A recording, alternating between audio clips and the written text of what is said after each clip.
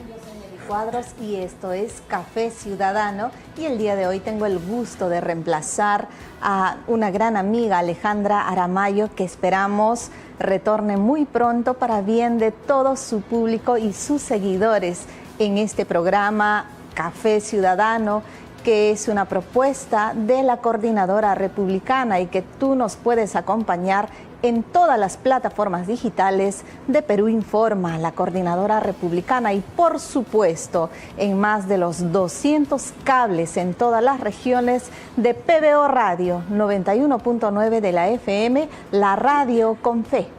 Muy bien, el día de hoy tenemos un gran tema, hablar sobre nuestra niñez y todo este tema de la desnutrición, de la anemia infantil, de los niveles de pobreza, y justamente en esta coyuntura de debate político donde poco o nada hemos visto en relevancia en las propuestas de los candidatos, el tema de la niñez, que además es uno de los ejes fundamentales de toda la estadística de pobreza que cubre nuestro país. Para eso hemos invitado a don Manuel Arellano, quien es representante del Colegio de Nutricionistas del Perú. Bienvenido, Manuel, muchas gracias. Muy buenos días, muchas gracias, Nelly. Un saludo muy afectuoso de parte del Colegio de Nutricionistas, la decana Rosalena Cruz Maldonado, quien lidera el colegio trabajando frontalmente en temas de anemia, desnutrición, todo lo que nos involucra como gremio, y de los más de 12.000 nutricionistas en todo el Perú,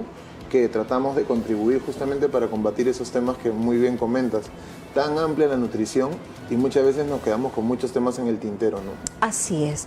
¿Por qué en nuestro país en especial, y en especial en esta coyuntura política, donde hay, bueno, en relevancia tantísimos temas, pero no se toca el tema de la niñez? ¿Por qué es importante abordar el tema de la anemia, de la pobreza, de la nutrición, de la falta de agua potable en nuestro país? ¿Por qué es necesario levantar esa paleta de alerta para que sean temas prioritarios y relevantes en el debate político en este tiempo? Para nosotros es fundamental, y fue un muy buen indicio cuando se empezó a hablar sobre anemia, de nutrición, la nutrición de los niños. Nos hubiera gustado que sea un poco más frontal y más profundo el análisis, un poco más de rescatar la información estadística para evaluarla, observarla y poder ver acciones concretas. Por tres motivos fundamentales, brevemente. El primero, que los niños son una apuesta. Los niños son una apuesta real, una apuesta concreta. En el niño tú tienes un proyecto a futuro, y ese es justamente el valor principal, número uno. Número dos, porque amerita, vale la pena, y porque es la reserva y la esperanza que hay de una reversión de la situación, no solo sanitaria, sino en múltiples aspectos a nivel país. Y lo tercero es que también dentro de las acciones fundamentales, sin salud es muy difícil cumplir actividades en cualquier tipo, en actividades de ocio, en actividades laborales, en actividades familiares. La salud nos ha golpeado. Si acaso la pandemia ha sido el mejor ejemplo de que con dinero, sin dinero, con contactos, sin contactos, con oportunidades o sin oportunidades, tú te podías ir por una pandemia que arrasó. Entonces la salud toma un valor preponderante que nosotros queremos poner sobre la mesa, y que la anemia no solamente sea un tema del título para que suene popular hacia afuera, como han hecho muchos políticos, sino trabajarlo de manera concreta.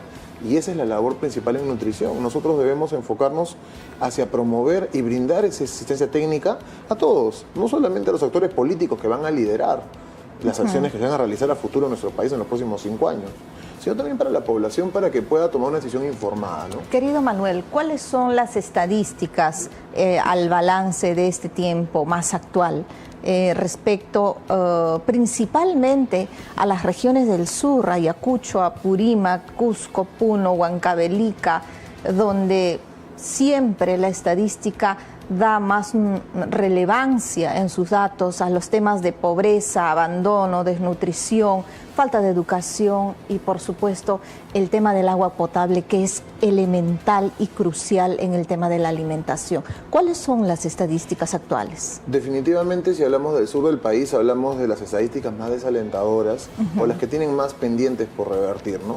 Por ejemplo, hablamos de que la anemia en menores de 3 años, que es el grupo que más golpea, que más daña esta enfermedad, puede estar llegando a valores que bordean el 70%. Desnutrición, tenemos valores que Nosotros siempre los observamos y llamamos a la reflexión y al análisis profundo porque creemos que en desnutrición puede estar, esos números que pueden estar llegando en regiones al 30, 35%, inclusive son mayores. Pasa no solamente en el sur, que golpea muchísimo ello. Y hablabas de un tema fundamental, el acceso al agua segura. Es una brecha que no se cierra en nuestro país, no está circunscrita a nutrición.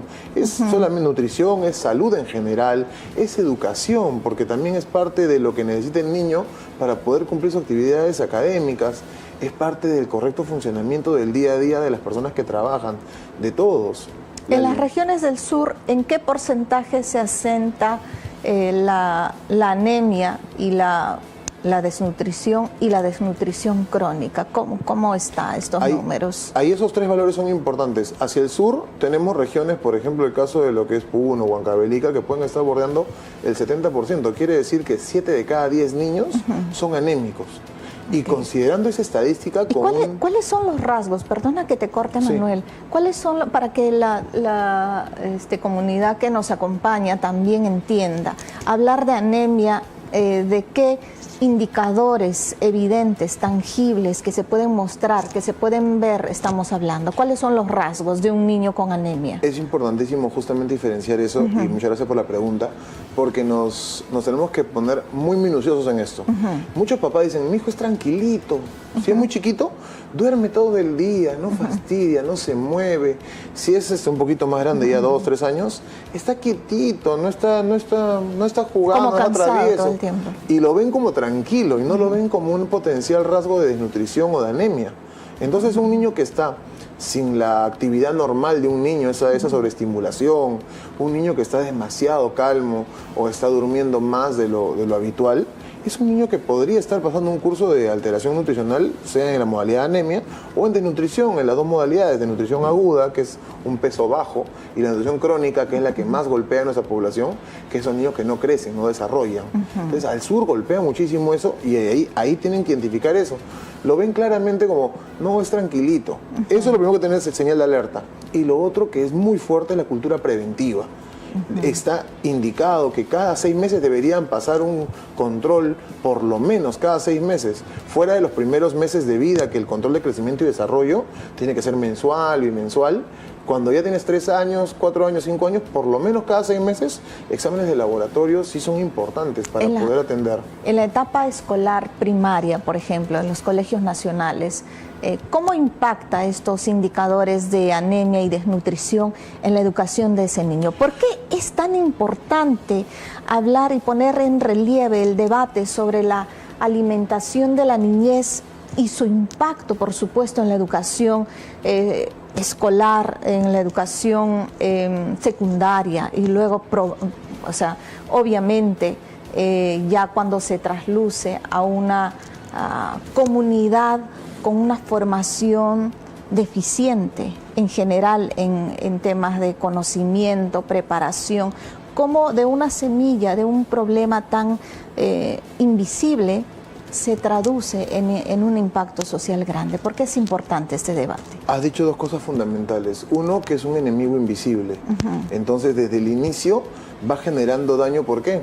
Porque directamente altera el daño, se produce un daño cognitivo, daño de la capacidad de aprendizaje. Ese niño lo siente. En la formación de claro, no va a entender. De toda la estructura física, cerebral, para la disposición del aprendizaje. No desarrolla adecuadamente, no va a entender, puedes tenerlo sentado, se va a dormir, no va a estar con la capacidad de atención adecuada para poder captar. No va a aprender prácticamente. Y lo segundo era justamente eso. A futuro, ¿qué cosa es? Un potencial dependiente del Estado. Porque es un niño sin oportunidades, es un niño que no terminó de explotar su potencial, que pudo ser. Entonces, eso significa ampliar presupuestos para todos los demás programas sociales. Y sigue siendo un círculo vicioso cuando tienes que atacar el origen.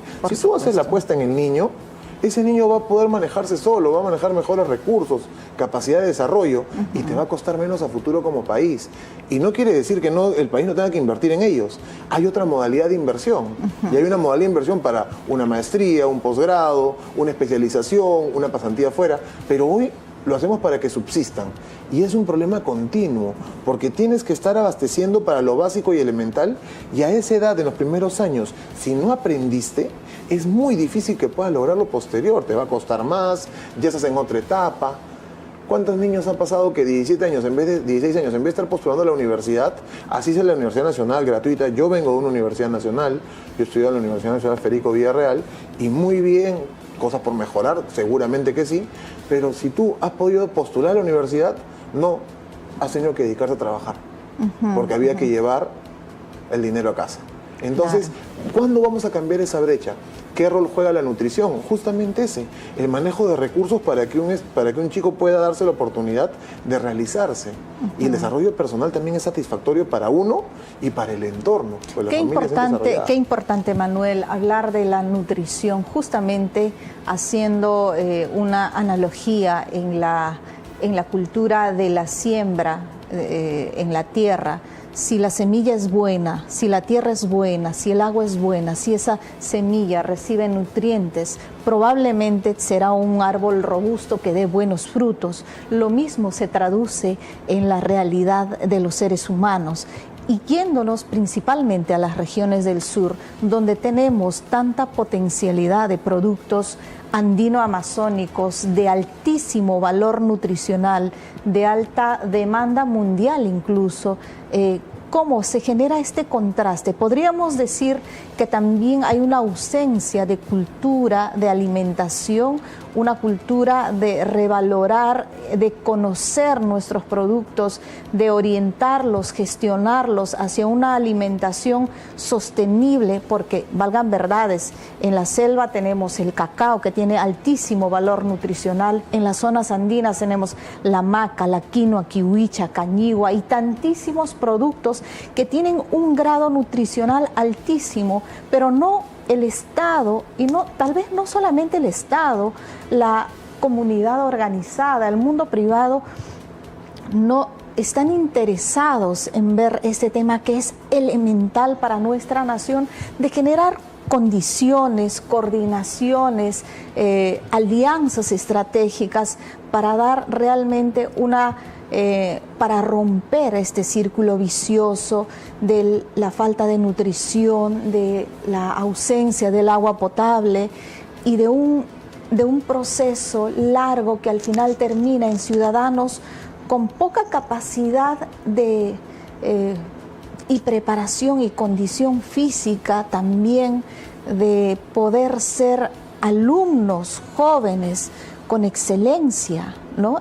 Además de una educación que en el Perú es deficiente ya. Entonces, en algún lado se tiene que romper este círculo vicioso. Totalmente, para nosotros es muy importante, y hay dos aspectos, ¿no? Uno, como muy bien decías, la parte sanitaria, lo que tiene que hacer el Estado, y ahí tenemos que incidir. ¿Qué rol le toca al Estado? ¿En qué está fallando el Estado en este aspecto? El Estado, por ejemplo, hoy está tomando decisiones que podríamos decir, vamos a llamarlos insuficientes, porque debiéramos potenciar el número de profesionales de la salud vinculados a este tema. A la nutrición. A la nutrición propiamente. La nutrición, deberíamos ser más nutricionistas en el país. Hoy estamos aquejando una problemática bastante seria, porque, por ejemplo, a nivel de lo que son los serumistas, que es el primer año posterior a egresar de la carrera, cuando vas a hacer tu servicio rural, que era antes conocido como CESIGRA, el servicio rural es en todas las regiones. Tú postulas a plazas mediante un examen, postulas a plazas en todo el Perú. El año pasado teníamos una proporción de 10 serumistas aprox, o sea, es una media, por región. Eran arriba de 240 nutricionistas, serumistas. 240 para todo el país. Para el país, que ya es un número medianamente bajo. Bajísimo. Este 2026-1 se ha reducido al 30%.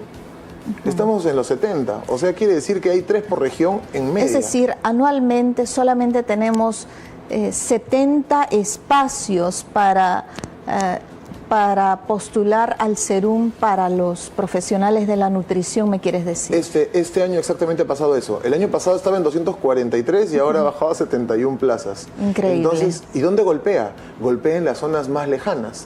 porque Claro. los tienes en los núcleos, los tienes en la provincia capital de cada región al nutricionista. Claro. Pero cuando tienes que ir de las zonas lejanas, en Ucayali vas a Purús, no hay nutricionista. Y eso se traduce, Manuel, ¿cuántos serumistas por región, por ejemplo? 2 serumistas por región. Máximo 3 por región, No. cuando antes habían 10 y era poco por región, ahora 3, ¿no? Entonces no va a alcanzar. No, y justamente para definitivamente. tener la evidencia, porque uno quiere saber el número real, ¿no? Tú dices, necesito saber, como uno cuando costea en casa, quiero saber cuánto gasto al mes para saber cuánto necesito. Ahorita no tenemos el alcance logístico y humanitario en profesionales para saber cómo está en esas zonas que son las que más se afectan. No vamos a tener nutricionista de serumista para que él pueda brindar esa Increíble. información. Cosa tan preocupante Y realmente. es algo que es materia, porque no hay un político que no toque siquiera por sesgo, porque la mayoría toca por sesgo, el tema nutricional. Sin embargo, la palabra no se condice con la acción. Por Entonces supuesto. nosotros como colegio de nutricionistas hacemos un llamado para poder trabajar, entablar la comunicación efectiva que se está trabajando con el Ministerio de Salud para poder revertir esta situación y que no ocurra, se pueda subsanar y que no vuelva a ocurrir una situación de esta magnitud, porque lamentablemente a la hora de hacer proyecciones estadísticas es donde incurrimos en el desacierto.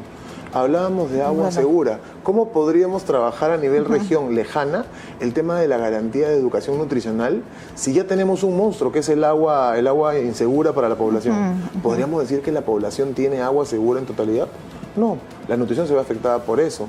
Niño que ve afectada su nutrición, ve afectado su desarrollo educativo, ya lo hemos hablado, y es una cadena que termina... Bueno, y en el tema del agua podríamos hablar, por ejemplo, de otra sombra invisible que afecta, aparte de la desnutrición y la anemia, pues el tema de los parásitos, de la parasitosis, que acompaña siempre a las altas tasas de anemia y desnutrición.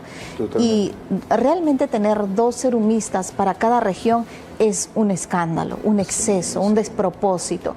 El rol del Estado nunca ha sido eficiente, evidentemente, en temas de salud y educación, pero creo que en este tiempo es importante alzar la voz en bien de nuestra niñez, principalmente en lo que ya es de debate coyuntural en las regiones del sur, donde están asentadas estadísticamente las tasas más altas de abandono, de pobreza, de desnutrición, teniendo además potencialidades para gestionar como los alimentos andino-amazónicos. En el rol del Estado definitivamente hay un desafío por trabajar. Tienen alianzas estratégicas como Colegio de Nutricionistas con la comunidad privada, con las empresas, las universidades, la academia. ¿Cómo van trabajando, cómo van rompiendo esos desafíos? Nosotros justamente, y esa es una pregunta importantísima, porque la gestión ahora, que ha empezado este año, esta gestión del Colegio de Nutricionistas, tiene como pilares fundamentales trabajar en una visión abierta, los múltiples enfoques y los múltiples actores sociales que están involucrados, no solamente el Estado, que sí tenemos acercamiento con el Ministerio, hemos tenido un acercamiento con el Ministerio para poder decirles, solucionar el trámite, si es burocrático es lo menos importante, se corrige el documento y listo. O sea, el trámite, la necesidad está evidenciada, ¿no? Por otro lado, con la empresa privada, nosotros siempre estamos como colegios abiertos, tenemos reuniones con empresas que nos buscan porque quieren proponer y evaluar sus productos para ver si cumplen esa norma o cumplen ese estándar de producto saludable para incorporarse dentro de esa línea. Y están abiertos y están abiertas las puertas para recibirlos también con todo uso en el colegio. Y el último punto que has dicho, muy bueno, es el tema de la academia.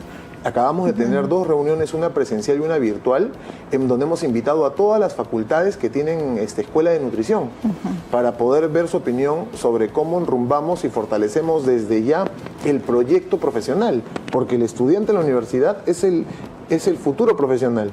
Entonces tenemos que garantizar que esa cuna va a estar bien fortalecida y que va a estar al unísono trabajando con el Colegio de Nutricionistas, porque el siguiente año vamos a tener promociones que se van a incorporar. Entonces hoy tenemos labores de gestión, mesas de trabajo, están también ellos súper comprometidos, agradecemos el compromiso porque nosotros como colegio podemos hacer la convocatoria, pero hay que reconocer que las universidades han dicho presente y se han sumado, si han estado presencial, han estado virtual, si no han podido estar en ninguna de las 2 modalidades por actividades que se coincidían en horario y fecha, han hecho llegar su documentación para decir me sumo. cuenten conmigo, y nos hemos comprometido a tener reuniones mensuales. Eso va a ayudar a que la nutrición se fortalezca. Por eso queremos trabajar ello, y un pendiente importantísimo. Siendo un país orgullosamente gastronómico, está muy disociado que seamos vergonzosamente nutricional. O sea, claro, la nutrición hoy es motivo de pendientes en el Perú. Tenemos muchos problemas ahí que corregir. ¿Tenemos cómo? Claro que sí, por eso estamos abiertos a trabajarlo. Pero tanto hablar de gastronomía, y mira lo distinto que es la gastronomía, potencia mundial, y la nutrición con niveles que hoy la anemia en menores de 3 años está bordeando el 43% a nivel nacional. Hablamos de picos en el sur por el 70%. Sin embargo, todo esto con un examen que se llama hemoglobina. Si hiciéramos el examen, que es el hemograma, que es el examen que nos mandan cuando hacemos un control, ese número subiría, claro, porque hay detección temprana. Hay que alertar, hay que corregir. Ese es el otro problema con la desnutrición crónica que me preguntabas. ¿Cómo evaluamos la desnutrición si no hay un enfoque claro? Tenemos 13% de desnutrición crónica según estadística, pero se cae de maduro que un peruano de a pie ve en la calle a tantos niños en la calle sentados pidiendo limosna. 13% no es la desnutrición crónica, solamente que no concurren establecimientos. Así hoy es. Que hay menos nutricionistas. Hay una estadística invisible que no está asentada y registrada. Y con menos nutricionistas en serums, en zonas donde realmente hay desnutrición crónica, va a haber más o menos valor, va a haber mucho menor valor. Van a decir, la desnutrición bajó. No fue diagnosticada porque hay menos profesionales. No son parte de la estadística. Muy bien, querido Manuel, danos por favor brevemente tus últimas palabras, y nos interesa saber también dentro de qué marco de plan estratégico, si se quiere, están trabajando ustedes, cuál es el documento matriz donde están encaminados en una visión, en un propósito mayor, macro, como nación, para esta brecha realmente y romper, cambiar esta estadística de altísima tasa de anemia y desnutrición que tenemos en nuestro país. Para nosotros, y agradeciendo la oportunidad de poder estar el día de hoy y enviándoles un saludo nuevamente de parte de los más de 12.000 nutricionistas a nivel nacional, es muy importante trabajar 3 aspectos que son parte del plan de intervención, del plan de gestión de la actual, valga la redundancia, la gestión del Colegio de Nutricionistas. Uno es el posicionamiento del profesional en los sitiales donde corresponde. Trabajar donde nosotros podamos sumar como opinión técnica, estamos dispuestos. Ofrecemos el apoyo, ofrecemos la asistencia y estamos llanos a hacerlo. Segundo, trabajar la potenciación de los alimentos que hoy en día brotan a partir de propuestas saludables. No todo lo que se llama saludable realmente lo es, entonces tenemos que tener un posicionamiento importante para poder hacer difusión ahí mediante ciencia, investigación, la academia, labor con otras entidades como el gobierno, entidades privadas también. Y lo tercero es la difusión de todo el accionar, de proyectos de intervención donde estén involucrados nutricionistas. A nivel nacional se puede realizar y estamos nosotros como colegio abiertos a poner a los profesionales expertos en el tema a disposición para poder ejecutarlos. Esos como pilares fundamentales, y el respeto por la nutrición de las poblaciones vulnerables. Hemos hablado de los niños, sin embargo mujeres en edad gestacional, mujeres fértiles, también, porque son mujeres que tienen que ser atendidas, porque no solamente como tales tienen el valor inmenso en la mujer, sino que son la incubadora de un niño potencialmente sano o potencialmente enfermo. Nuestros adultos mayores, entre tantos grupos que hay que atender, y nosotros gustosos de poder brindar asistencia y sumarnos a la iniciativa como país de poder revertir estas estadísticas tan negativas. Muchísimas gracias, querido Manuel. Hemos tenido un interesante diálogo respecto a un elemento tan vital que es la alimentación de nuestros niños, principalmente en este tiempo de debate político asentado con mayor relevancia en las regiones del sur, donde siempre las estadísticas en estos temas son altamente desfavorables. Muy bien, muchísimas gracias por habernos acompañado. Yo soy Nelly Cuadros, en reemplazo el día de hoy de Alejandra Aramayo, quien pronto estará de regreso a Café Ciudadano. Acompáñanos, por supuesto, te invito a que nos acompañes a través de más de 200 cables a nivel de todo el país y todas las plataformas digitales de PBO Radio, Perú Informa y, por supuesto, la Coordinadora Republicana. Que Dios bendiga nuestra patria. Hasta una próxima oportunidad.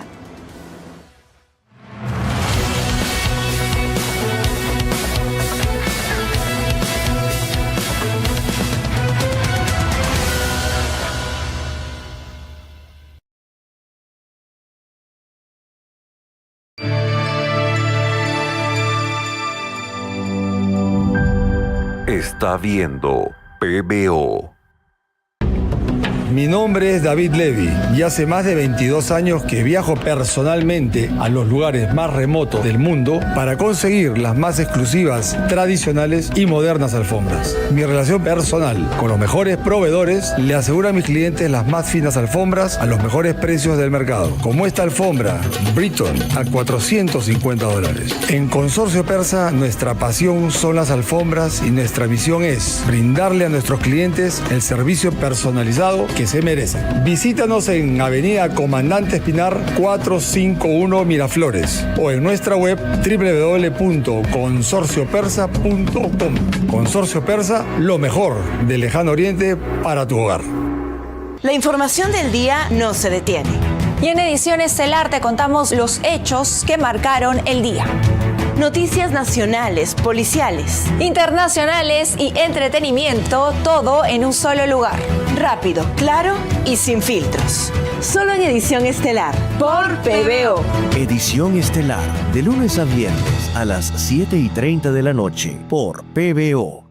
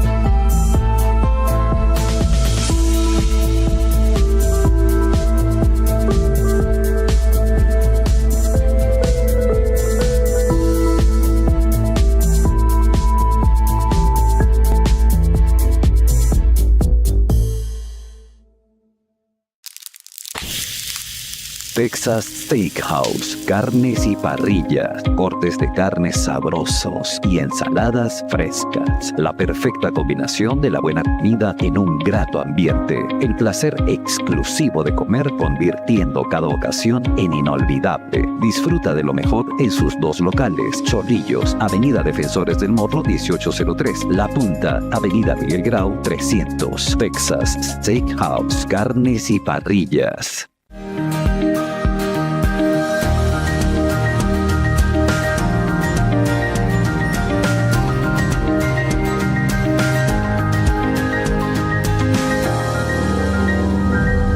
Está viendo PBO.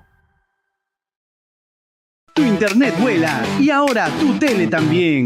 Con el nuevo Duo Fibra Más tienes todo. 600 megas por un año, pagando solo $59.90 al mes por los primeros 6 meses. Ahora con nuevos canales. Disfruta de TNT, CNN y Cartoon Network. Lo mejor en noticias, películas y dibujos animados. Son más de 100 canales por solo 40 soles más al mes. Visítanos en nuestras oficinas o llama al 016-418-1000. Los temas que marcan al país se analizan de frente y desde la realidad. Soy Fernando Calvel Solar y te invito a un espacio de coyuntura política y entrevistas, donde las decisiones del poder se pondrán bajo la lupa. Todos los martes, miércoles y jueves, de 8:30 a 10 de la noche. Solo por PBO. En Redondos queremos saber cuál es el plato más rico que recuerdas. Quizás no se ve así, y sí más parecido al clásico de tu abuelita, que aunque no se veía tan perfectito, su sabor sí que lo era. Y es que Redondo sabe, y sabe muy bien que para los peruanos primero es el sabor, luego que se vea bonito, porque la vida real no es perfecta, pero definitivamente así sabe mejor. Redondos, comamos bien, vivamos mejor.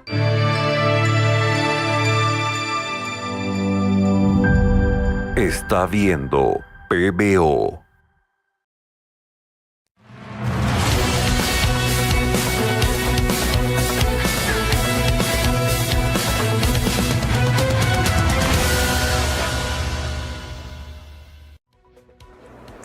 Hola, ¿cómo están? Yo soy Nelly Cuadros y el día de hoy tengo el gusto de reemplazar a la gran Alejandra Aramayo en Café Ciudadano, un programa impulsado desde la Coordinadora Republicana, y te invito a que nos acompañes en más de 200 cables a nivel nacional por la línea de PBO Radio 91.9 de la FM, la radio con fe, y además en todas las plataformas digitales de la Coordinadora Republicana, PBO Radio y Perú Informa.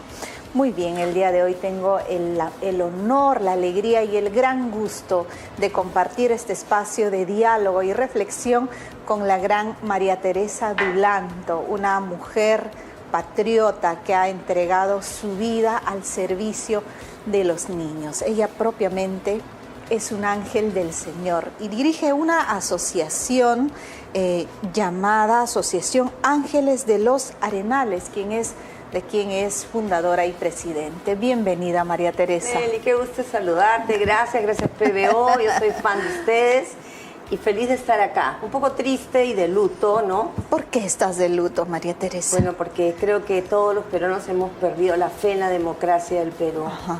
Está terriblemente cuestionada y yo me siento así. ¿Cómo está? ¿Cómo sientes el ánimo colectivo en general en estos tiempos tan complicados en el que además tú has sido parte de este proceso electoral? ¿Cómo sientes el ánimo de la gente en general en estos días? La gente está muy triste, está muy decepcionada. Hay una desafección que se siente. Frustración. Es una frustración, es saber lo que está pasando. Desesperanza y no poder hacer nada. Impotencia, indignación. Porque claro, que si es fraude, que si es irregularidades, tonterías, es trucho, está todo mal. Y pruebas hay, pero además no hay un solo peruano en el Perú y en el mundo, inclusive los que van en primer lugar, que no sepan que esto es totalmente irregular. Y eso es lo que duele, ¿no? Porque uno trabaja, tiene proyectos y no sabemos ahora hacia dónde vamos. No cabe duda que hay un ánimo de incertidumbre porque las instituciones que están para garantizar en lo más elemental procesos, para lo cual es su rol elemental garantizar un proceso electoral que sea transparente, que tenga condiciones, que la gente en el último recodo más alejado de nuestro país que pueda ejercer su voluntad de elegir, y todo eso está manchado de una sombra gris de incertidumbre. Total. Y como, bueno, ahorita todavía estamos viviendo parte de ese proceso y no se sabe a ciencia cierta en qué vamos a terminar, María Teresa. Bueno, yo creo que el fraude va a terminar en fraude, ¿no? Entonces no hay ninguna garantía para nadie ahora, para nada. Nosotros como derecha obviamente vamos a apoyar a la derecha, pero no tenemos ni siquiera esa confianza de dar nuestro voto a la derecha porque no sabemos qué tan grande es el fraude y qué más puede ser la OMPE, qué más puede hacer el jurado, la Junta Nacional.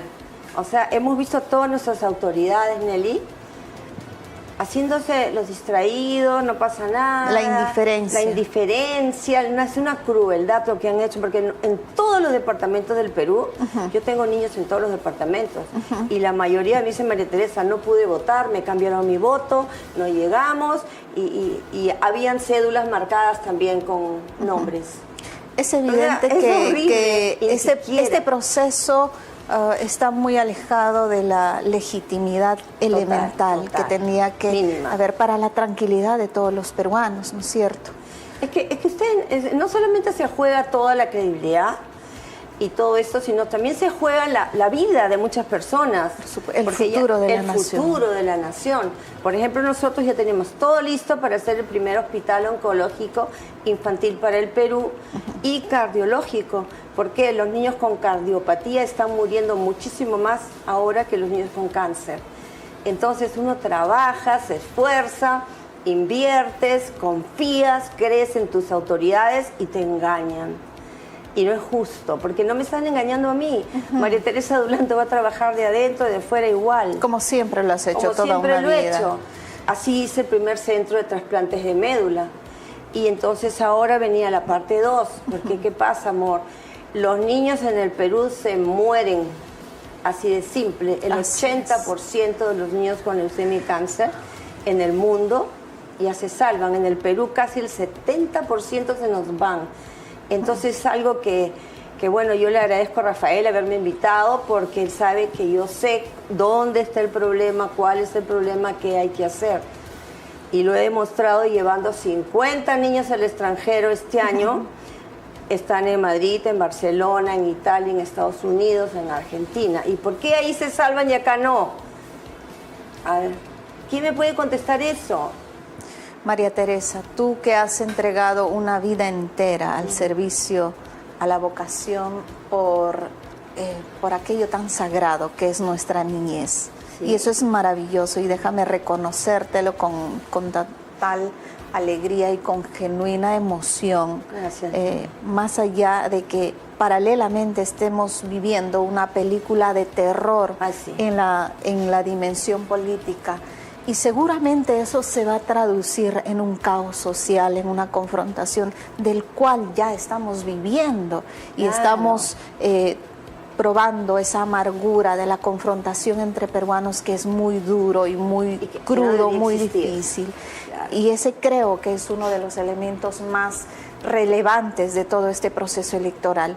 ¿Cómo ves tus proyectos que con tanto tiempo has armado, seguro con mucha ilusión y con mucho trabajo, los cimientos de este proyecto? ¿Ves viable en el futuro? Si gana, por ejemplo, la propuesta demócrata, ¿ves viable esta posibilidad de hacerlo realidad más allá del asunto electoral? Yo los he hecho en diferentes tipos de gobierno, y no necesito tampoco una curul.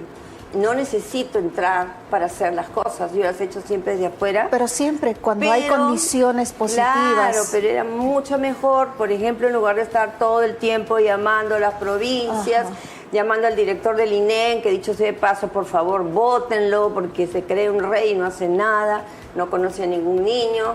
No tiene vocación. No, cero vocación. En cambio, la doctora Zulema Thomas del Instituto del Niño, donde hicimos, gracias a una lucha enorme también, el primer centro de trasplantes de médula en la época de Ollanta Humala. Entonces no importa, es importante de todas maneras que haya un gobierno que dé mínimas condiciones, ¿no es cierto? Entonces el gobierno que esté tiene que darse cuenta que no podemos seguir así, que los niños no se pueden morir. Imagínate haberte puesto el sombrero Castillo, cuando Castillo fue el que nos ofreció 4.400 millones y fueron niños hasta que les habían rapado la cabecita, que no tenían cáncer, y que fue toda una pantomina y que un espectáculo lamentable. Y en algún tema tan delicado, ¿no? Claro, en esa época, Nelly, nosotros lo hacemos sin dinero, pero con que nos hubiera dado en lugar de cuántos mil millones, o sea, 1 milloncito. Todos esos niños que fueron ese día, bueno, la mitad eran niños con cáncer, la mitad eran niños que le habían pagado a las mamás, se hubieran salvado, porque sabemos cómo se hace para salvar a los niños, sabemos qué medicina hay que comprar, sabemos a dónde ir y cuáles son los tratamientos que realmente en esta época salvan a los niños. Así es. Estamos al día con el tema de la leucemia y el cáncer infantil, y también de la anemia, ¿no? Y bueno, y ahora las cardiopatías, que también nos están preocupando. Invitaron a una exposición internacional de las cardiopatías. Y de casualidad, yo en ese día fui en un taxi y el señor del taxi me dijo que había tenido su niñita de 19 días de nacida y que por una porquería de referencia que nunca consiguió, no pudo llegar a un hospital y al día 19 se murió. Y justo en la exposición dijeron que si llegan a 19 días sin atención médica cardíaca, porque son cardiopatías congénitas, el niño es muy probable que el día 19 fallezca. Y yo estaba sentada y se me caían las lágrimas porque yo era testigo de esta bebé. El señor me dijeron que online, que llamara, que me iban a hablar por Zoom. Hay un estado totalmente duro, indiferente, ignorante, cruel. no saben. Cruel se puede calificar porque es la realidad. Hay un estado como tal que es totalmente adverso y contrario a la realidad de nuestra niñez peruana. ¿Cierto? Y siendo tantísimas familias que vienen a la gran capital en busca de la esperanza de salvar la vida de su niño. No hay, que los engañen. no hay albergues, no hay acompañamiento, no hay condiciones, no hay nada. ninguna. Es decir, la mamá que principalmente que es la que acompaña, que viene de Puno, de Cusco, de Arequipa, Huancavelica, de Apurímac, de Ayacucho. Ese es mi gente, ese es mi niñez. Ellos prácticamente solo tienen a Dios, a su fe y a su fortaleza y lo que las circunstancias le den. Esa es nuestra realidad. Y ángeles de los arenales. Y ángeles de los arenales que siempre está. Todo. Mañana María Teresa, no funciona la tomografía. Doctor Berrospi, ¿va a funcionar la tomografía o vamos a llamar a la prensa? No, ya. Entonces, pero podemos llevar 1, 2, 3, 10, 200, 300. Estamos hablando de 3.000, 4.000 niños.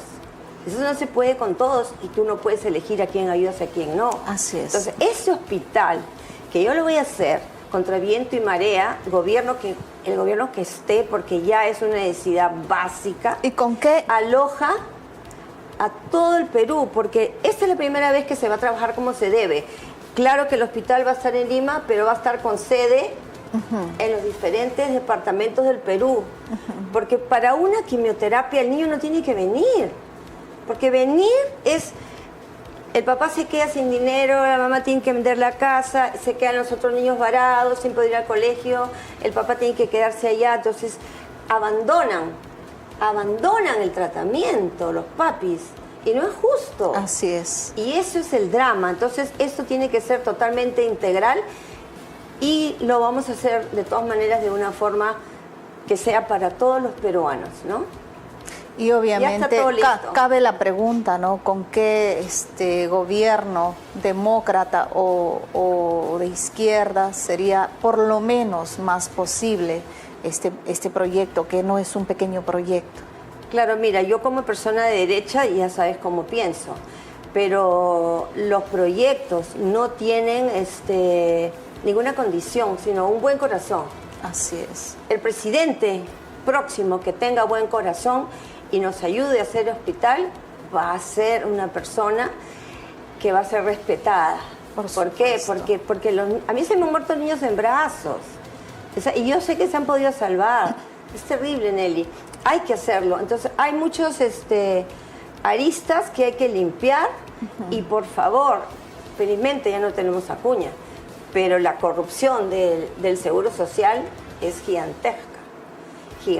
Todo el sistema de salud en realidad ha estado tomado en estos últimos tiempos en contra de la vida de los ciudadanos. Es increíble, María Teresa, ¿cómo es posible que haya gente con tanto poder que trafique y comercie con la vida, con el destino de la vida y la salud de la gente, principalmente de los más necesitados? Claro. Es increíble a qué ecuación, a qué condición, a qué situación ha llegado el tráfico político.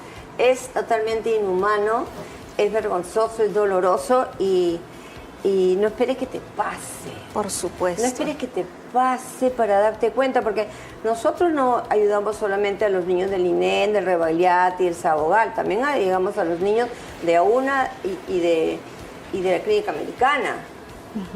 Porque no están en lo último. Y tenemos un DIGEMIT que también es una trampa. Todo el sistema de salud realmente está en colapso. Hubo sí un ministro bueno de MINSA con quien sí se podría trabajar, que el doctor Quiroz es un trove, pero ya lo sacaron, porque acá entran y salen, ¿no? Ahora la política también. ¿Cuándo va a ser el momento que la política no se meta en los temas de salud? O se meta positivamente, que es su rol, ¿no? Porque... pero no cada 10 minutos vas a cambiar al ministro de salud, al presidente de salud y al de MINSA. en general. Tenemos todo un sistema, una estructura del sistema de salud nacional que está, por supuesto, como bien lo has descrito, desmoronándose, donde la vida y la salud de la gente está en el abandono, a la suerte. Ahora, si bien el Estado es un aliado elemental para el tema de la salud, por supuesto. Muy bien. Pero ¿cómo ves tú como proyecto propio con esta visión los otros aliados estratégicos? Tenemos el mundo académico, las universidades, tenemos la comunidad privada, el empresariado. Más allá del rol elemental del Estado, que es velar y ejercer su función, porque para eso tiene el presupuesto nacional, para eso tiene la ley, la competencia, es su deber primordial.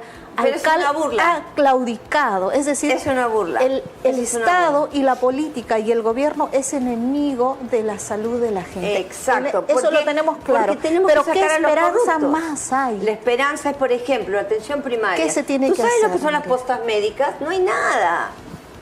Fui a una posta médica porque quería ver cómo era. Y la señora, una viejita, me duele el oído. Y el señor que salió le dijo, bueno, acá no tenemos nadie que le pueda ver el oído, se va. Pero por favor, dele algo, un tratamiento, dele algo, por favor. No hay. O sea, horrible. Entonces, a ver, el seguro social no funciona, ¿no? Pero hay Caelín y hay otro en Villa María, ¿cómo se llama? El del Callao, el Barton, que sí funciona. ¿Por qué? Porque los empresarios están a cargo, los españoles están a cargo, están comprometidos y no entran en tonteras. Pero es insuficiente todavía esa alianza. Pero nosotros pensamos que, por ejemplo, para atención primaria y para el hospital, tiene que ser asociación pública y privada. Entonces, por ejemplo, y como funciona en Estados Unidos y en todo el mundo. Así es. Ángelos Arenales o cualquier asociación se puede constituir en fundación. Y la fundación que va a trabajar dentro del hospital va a mirar qué medicinas se compran, va a ver que funcione bien, que no haya corrupción. Entonces, en ese momento vamos a recobrar nosotros la fe en las instituciones de salud del Perú. En este momento es una vergüenza patética. Absolutamente. Es decir, el diagnóstico actual no es prácticamente para cuidados intensivos, si se quiere decir. Claro. Pero ¿cuál es la luz que tú ves, María Teresa, con los aliados estratégicos? ¿Qué tan posible es eso en nuestro país? Totalmente posible. ¿Y cómo generamos esa cultura realmente de que las empresas, las medianas, grandes y también las pequeñas empresas, los pequeños emprendedores se acerquen a generar esta cultura de solidaridad, esta cultura de participación, de contribución? Hay mecanismos tributarios, contables, por supuesto, de trabajos de responsabilidad empresarial corporativa, pero falta todavía una cultura de integración, condiciones para que eso aterrice bien. Credibilidad es lo que falta. Creer en que lo que tú inviertas va... o sea, es lo mismo que le pasa al país. Las inversiones, como sigamos con esas inversiones, se van a ir. Así es. Y hay mucha gente de afuera que a mí ya me habían prometido, pues lo hacemos porque lo hacemos. Claro. Pero ante esta inestabilidad, lo primero es que necesitamos una estabilidad política correcta. Por supuesto. Y seguridad pueden jurídica. hacer todo, obras por impuestos, se puede hacer todo. El colegio médico, ahora estoy una persona muy interesante aquí, que también dijo, apoyamos de todas maneras, el colegio médico, y hay personas, en todas las instituciones hay personas buenas y las corruptas, porque ya no son malas, son corruptas, malas corruptas. Entonces tenemos que purgar al Estado. Pero se van a quedar sin nada, María Teresa. ¿Qué hacemos? Sí, pues terrible. Pero no, yo tengo fe y quien gobierne y quien esté, le vamos a proponer el proyecto y lo vamos a hacer. De todas maneras.